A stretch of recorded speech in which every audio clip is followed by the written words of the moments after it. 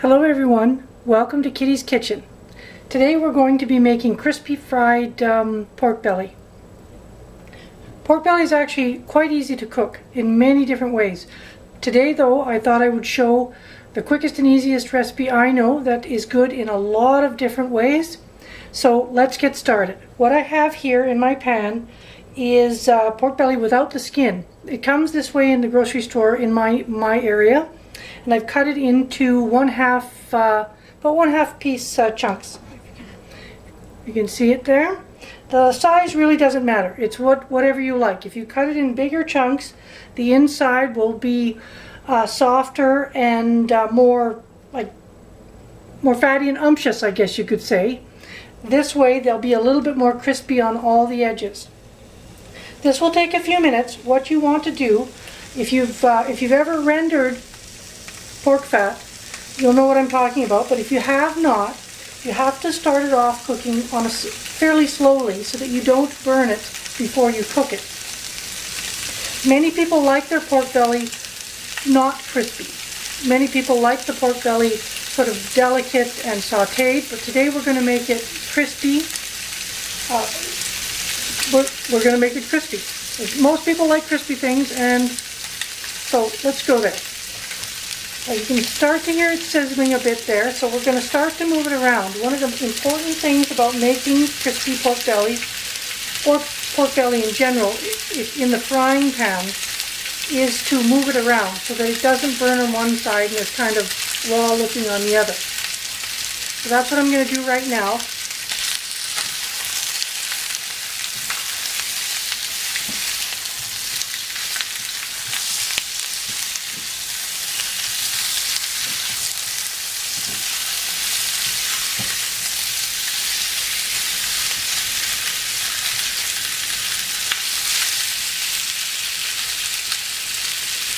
So you can hear it crackling there. This will take a few minutes. So what I'm going to do is I'm going to speed through this noisy part and turn it on in a few minutes so you can see how it looks after a few minutes. I'm going to turn my heat down. I started it on a high heat, and now I'm turning it down to a medium heat. You can always start on a medium heat. In fact, that's preferable if you're just learning. You get to know how things cook up. So that's what I've done. I started on a high heat, making lots of noise, and we're about a third of the way done cooking our pork belly now. I've been moving it around, and as you can see, it's starting to look, the edges are a bit fried. I don't know if you can see that okay or not. I have a new camera, so I'm not exactly sure what you can see and how well you can see it. I'll just show it to you. So it looks exactly like pork that's beginning to brown around the edges. I've been moving it around, and you can also see the pork fat rendering off the pork belly. That's what you want. You want it to look like that. And once that pork belly fat starts to render off, the cooking will go much faster and it will brown much faster. I'll continue doing that, continue stirring things around.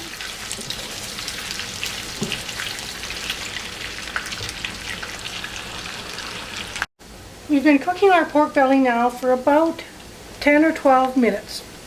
So, as you can see, all the edges are starting to get a little bit browner. And this is what you want. And what you're seeing is all the fat that's rendered off of your pork belly, and it's kind of bubbling. You want that. That's what we're after. This is what's making it brown on all the sides and making it nice and crispy and yummy. So I'll just lift it off the element so that the bubbling subsides a little bit so that I can show you. How does that look? I'm not sure if you can see it, but there you are. Starting to turn a little bit browner, and again the bubbling. You can't see the browning quite as much as I had hoped, but take my word for it. So we're going to continue to cook this a little bit more. It is actually ready to eat right now, so if you like yours a little more or a little less crispy, let's say, you could certainly eat it like this. Now it's fully cooked. I'm going to continue to stir. I think when you stir, when I continue to stir, you can see that it's browning.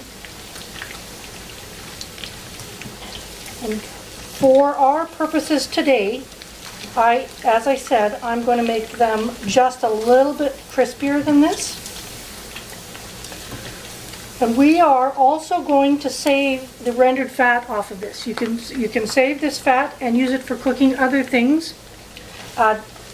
Frying chicken, for example. Any number of things. This is what people used to cook with years ago, and this is how they got lard. When they took the meat from the pig and they cooked the fatty meats. This is what rendering lard means, and then they saved this fat, and it had many purposes that we can talk about at a different time. In my family, we have a saying: pork fat cures everything, and I'm a firm believer in that. I think we're almost there. Again, if you like yours really crispy, cook it some more. If you, this how it's starting to look here is how our family likes it. It's crispy on the outside, but still very juicy and delicious in the middle. So what I'm going to do now, stir it some more. I'm going to turn off my heat. Stir it some more. As you're cooking this, you can't stir it too much. As with some recipes, depending on what you're cooking, you might leave it and make sure that it sets and not stir too much. When you're rendering pork fat, you keep the pan moving all the time.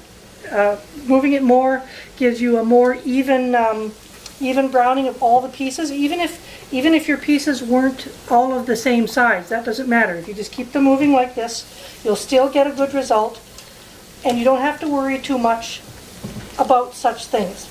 There we go. And as I think you can see right here, as you're nearing the end of the cooking process, it browns much faster. So now what I'm going to do is I'm actually going to remove it from the heat.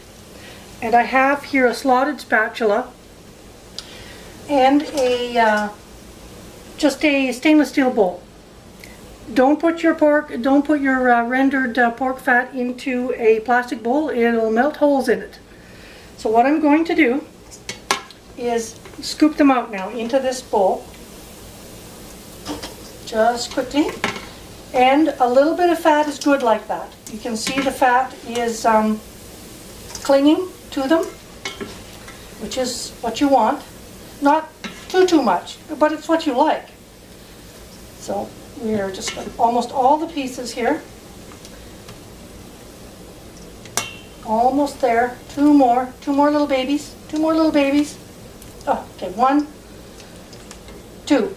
There we go. That one didn't want to come over. Oh, and you'll see we have quite a bit of fat in the pan, and we're going to save that. So I'm just going to set this aside on my stove for now. Now these are sizzling nicely. I don't know if you can hear that. So what I'm going to do, you can just salt them or you can leave them plain, but I have here a mixture of kosher salt, pepper, and garlic powder. Now you want to sprinkle this on. I've put a good healthy teaspoon of the salt, pepper, and garlic powder. I'm trying to pay attention to how many times I say today. So anyways, I'm trying to pay attention to that. So I have put all those in here. I'm going to give them a little stir. And this is to taste. So however, okay, that was at number 565. However much salt you want or need, put it on there. And of course you can always taste. It's your kitchen. You do what you want. So there we go. There is our pork belly with our salt and pepper and a little bit of garlic powder, all ready to go. Our finished pork belly. And today I'm serving it with some Keto Carolina mustard sauce and some spicy vinegar and hot chili sauce. These are a combination that our family enjoys. And because pork belly is quite fatty, the sourness of these dips goes very well with them. And of course you can eat them any way you like or plain. And as I said, my family has a saying, pork fat cures everything. Thank you very much for watching Kitty's Kitchen today, and I hope to see you again soon. And if there's anything you'd like me to try for you, I would love to hear about it.